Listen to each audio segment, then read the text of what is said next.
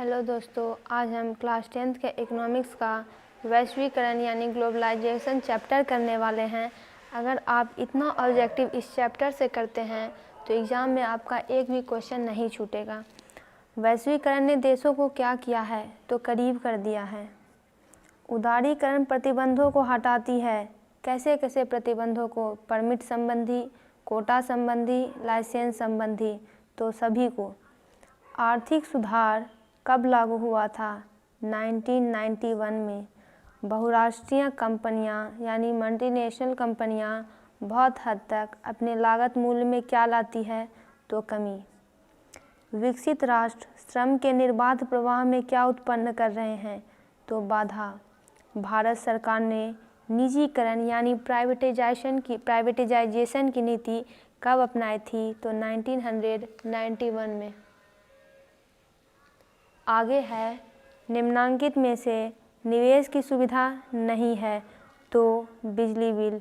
Invest की बात कर रहे हैं यहाँ पे, तो भूमि में लोग पैसे लगाकर इन्वेस्ट कर सकते हैं, लेकिन बिजली बिल में ऐसा नहीं होता है। विदेशी निवेश यानी जो विदेशी इन्वेस्ट करते हैं अपने पैसों को, उनका उद्देश्य क्या होता है तो लाभ कमाना। प्रौद्योगिकीकरण के विकास से वैश्वीकरण की गति कितनी प्रभावित हुई है तो तेज गति से।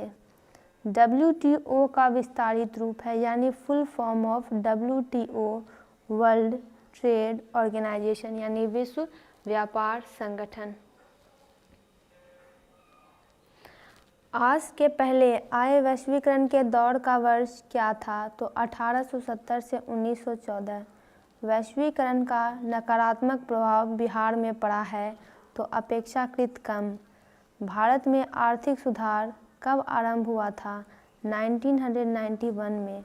बाजार व्यवस्था का महत्वपूर्ण अंग कौन है? उपभोग। उत्पादन संबंधी सारी क्रियाएं किस पर निर्भर करती है? उपभोक्ताओं पर। वैश्वीकरण के इस दौर में उपभोक्ताओं को कैसा होना चाहिए तो जागरूक होना चाहिए, ताकि लोग उन्हें बेवकूफ़ न बना सके या ठग न ले। आगे है, अंतर्राष्ट्रीय व्यापार संबंधी नियमों को निर्धारित करने वाली संस्था कौन है तो इनमें से कोई नहीं है। वैश्वीकरण के मुख्य अंग कितने होते हैं? 4। इनमें से कौन बहुराष्ट्रीय कंपनी नहीं है तो पार्ले। अंतर्राष्ट्रीय व्यापार संबंधी नियमों को निर्धारित करने वाली संस्था कौन है तो WTO। निम्नांकित में कौन व्यापार अवरोधक है तो आयात कर और निर्यात कर, ये दोनों।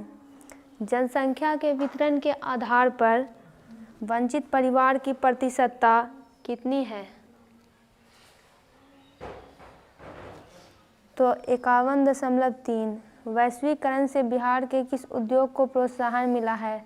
पर्यटन उद्योग को। वैश्वीकरण के फलस्वरूप विभिन्न देशों के बीच वृद्धि हुई है तो आयात में और निर्यात में। राज्य नियंत्रित उद्योगों को किस नाम से संबोधित किया जाता है तो इनमें से सभी। वैश्वीकरण से कौन लाभान्वित होते हैं तो उत्पादक भी यानी जो प्रोड्यूसर हैं, प्रोड्यूस कर रहे हैं, और उपभोक्ता जो कंज्यूमर है, उनके प्रोडक्ट्स को कंज्यूम कर रहे हैं, दोनों। भारत में राज्य नियंत्रित उद्योग के उदाहरण कौन है तो ये सभी। निम्नांकित में से कौन बहुराष्ट्रीय यानी मल्टीनेशनल कंपनी है तो फोर्ड मोटर्स, नोकिया कोरिया की कंपनी है, कोका कोला, ये सभी।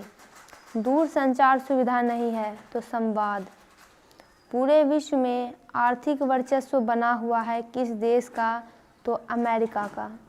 पार्ले समूह के थम्स अप ब्रांड को किस बहुराष्ट्रीय कंपनी ने खरीद लिया था तो कोका कोला ने। व्यापार अवरोधक का उपयोग किसमें किया जाता है? विकास के लिए इसका उपयोग किया जाता है।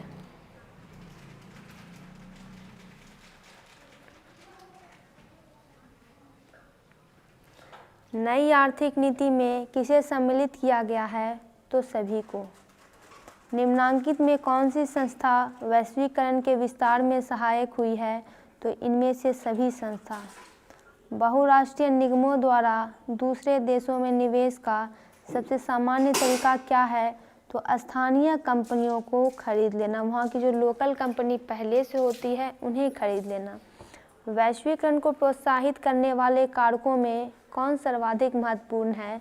तो सूचना एवं संचार प्रौद्योगिकी का विकास। वैश्वीकरण का अर्थ क्या होता है? तो ऑप्शन बी, भारत सरकार द्वारा आर्थिक सुधार संबंधी नवीन आर्थिक नीति कब अपनाई गई? जुलाई 1991 में। विश्व व्यापार संगठन की स्थापना कब हुई? 1995 में। वैश्वीकरण के फलस्वरूप दो देशों के उत्पादों के बीच प्रतिस्पर्धा बढ़ जाएगी। सरकार की नवीन आर्थिक नीति का अंग क्या है? इनमें से सभी। वैश्वीकरण से भारत को क्या लाभ होने की संभावना है? तो सभी। विश्व व्यापार संगठन का मुख्यालय कहाँ है? जिनेवा में। नई आर्थिक नीति में किसे सम्मिलित नहीं किया गया है? नियंत्रित अर्थव्यवस्था को। कौन विदेशी ब्रांड नहीं है? तो टाटा, ये इंडियन ब्रांड है।